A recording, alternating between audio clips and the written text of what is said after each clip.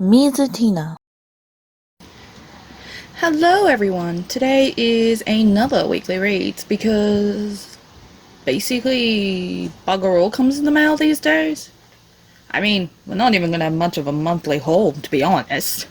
But anyway, let's start off with some of the some of the most excellent news that I heard yesterday, and you're going to hear me talk about it a bit later as well.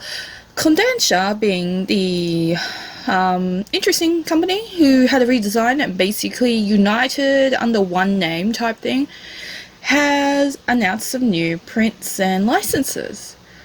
There is two prints that I care about that they announced after a high amount of demand from shoujo fans. They have finally printed Lovesick Ellie, which has been in their digital hell for a while. Me and a few friends I have made over the years has been asking for this title for, like, as I said, years. And now they finally listened. And it is an amazing feeling considering so many people have told us that we were trying to cancel the company, that we're abusing them or attacking them, that we're trying to cancel them downright. And I'm like, no, no. If I was trying to cancel them, I wouldn't buy their products at all. But, you know, whatever. But as I said, they're finally printing Lovesick Ellie, which is a title I've been collecting in German and reading the scans online because, no offense, my German, I got half of it, but I wanted to make full sense of it, so I've read the scans. I didn't buy the digital. Yeah, I pirated. Sue me. I was at the point where I gave up on ever seeing a print, and here we are, we got the print, and I'm going to buy it. So I'm really excited when it comes out, as well as Vampire Dormitory by, I think it's Emma Toyama, who also does Missions of Love, which is another Kodansha title. I'm also going to get that one because it looks good, and I have a weakness for vampires, and apparently it's got a tiny bit of smut, so I'm looking forward to that too. Now, if Kodansha's ever listening to this, which I highly doubt, but it will probably be swarmed with their fans here because I'm mentioning Kodansha a lot.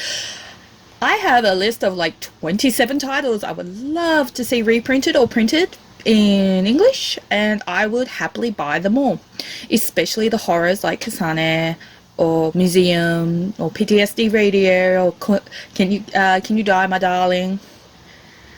And then I want other titles like My Boyfriend in Orange, My Boy in Blue, oh, what's it called? Oh, everyone keeps calling it Hananoi. But I want that title too because it looks really, really, really cute. Ooh,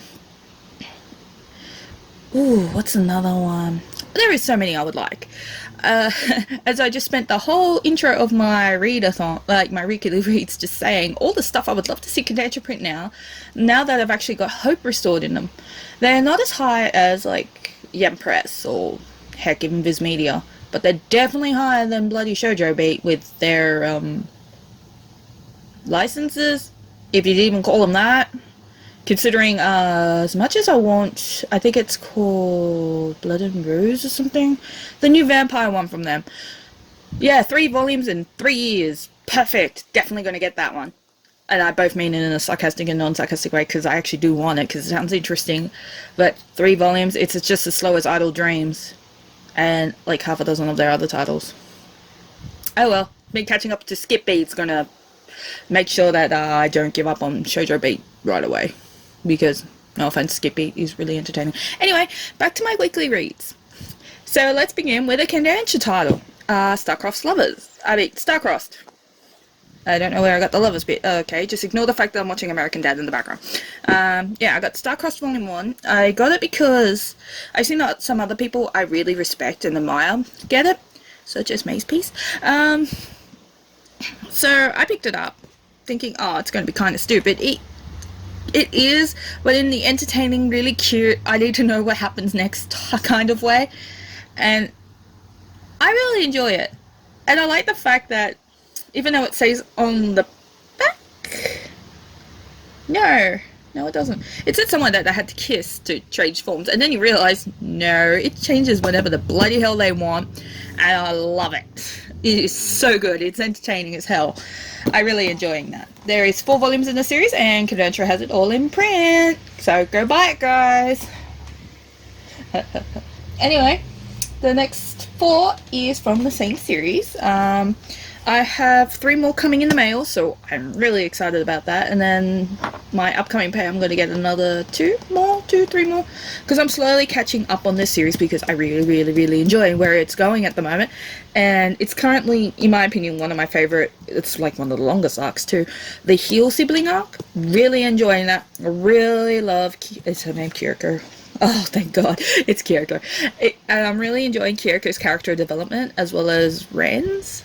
So I kind of also want them to hook up type thing. But anyway, we got volume 31, 30, 29, and of course 28. This is one of my longest shoujo series I own now, kind of, sorta. I mean, Wallflower is like 36, and this is at 45 currently, ongoing. Don't know when this thing's going to end, if it ever ends. I have a feeling probably the creator's going to die before it ends. Probably be one of those situations like High School of the Dead. Just that hunch.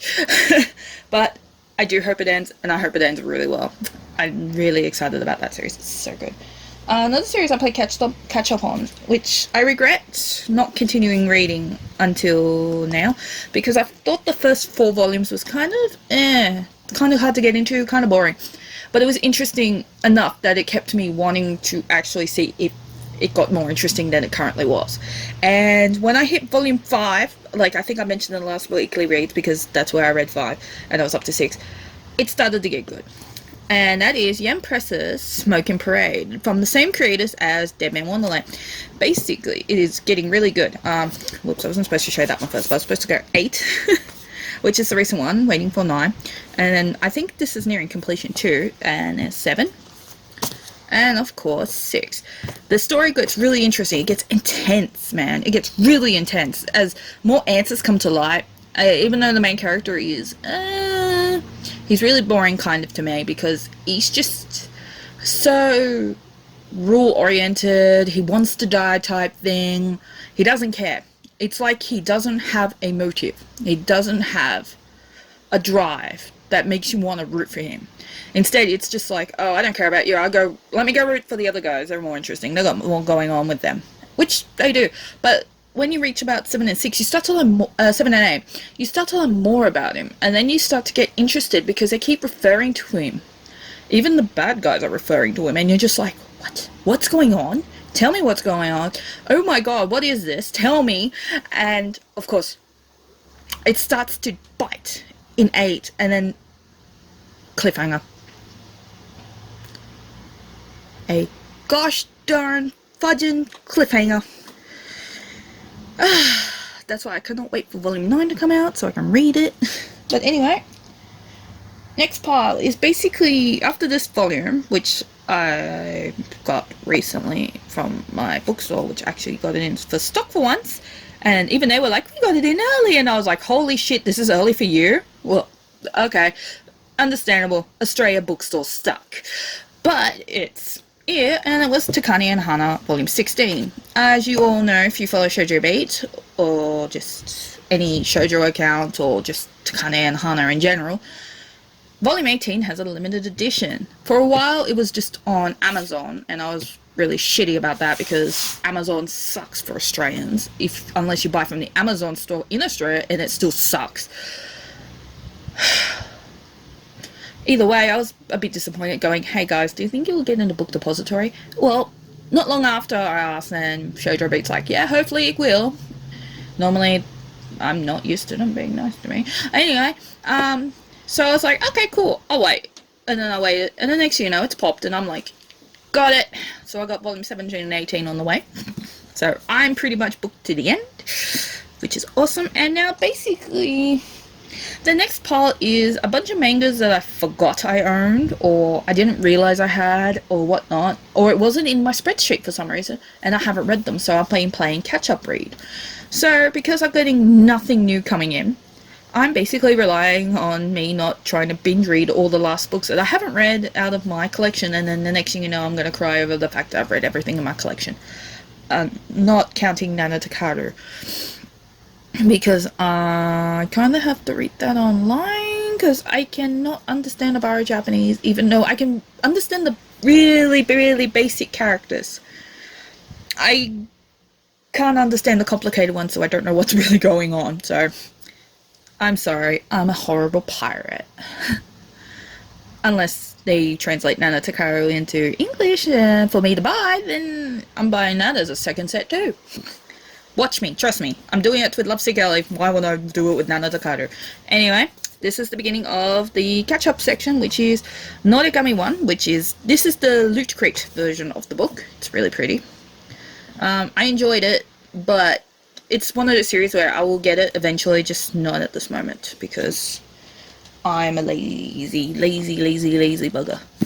Anyway, the next one is one of my favorites. It also has a light novel by Yen Press, but it is the manga version of The Garden of Words that you can get with Vertical Ink. Now, I think they're known as Kodansha Books since the merger type thing.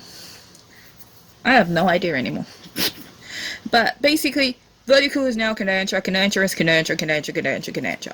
Anyway, next one is a series I need to play catch up on. It is like, as I told my partner, it's basically the non-ecchi version of High School of the Dead called Hour of the Zombie. It is 9 volumes long, and I've only got the first 2, as you can see. And here's number 1. I like it because of the whole concept. It's not like your typical zombies.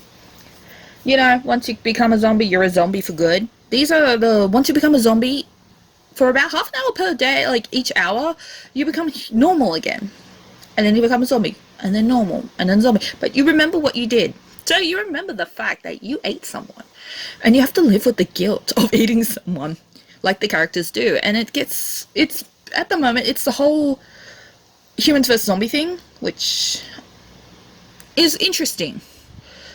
And indirectly, there's also the human versus human element too, which I'm really bored with in most zombie flicks, because it always turns into a human versus human thing, even though it's like, dude, what about the zombies over there that's going to eat us? Why are we fighting amongst ourselves when we should be fighting them?